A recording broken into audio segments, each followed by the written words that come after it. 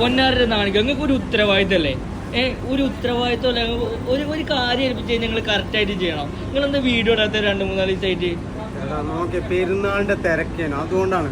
പക്ഷെ കറി ഇടായിട്ട് ഭയങ്കര ഗതികേടുണ്ട്. കാരണം എന്താ പറയുക, ഈ കറി നോക്കിയിട്ട് കുറേ ആൾ അവിടുന്ന് ഇവിടുന്നൊക്കെ വരുന്നവരുണ്ട്. ഈ ചൂടത്ത് ഇവിടെ നിന്ന് ഇഷ്ടപ്പെട്ട കറികൾ നമ്മളെ വീഡിയോ കണ്ടിട്ട് വന്നിട്ട് കഴിക്കാൻ വേണ്ടി കുറേ ആളുകളുണ്ട്. അപ്പോൾ ഈ പെരുന്നാൾ തിരക്ക് ഇടാത്തതുകൊണ്ട് ഇങ്ങോട്ട് ക്ഷമിക്കണം. ഓക്കെ.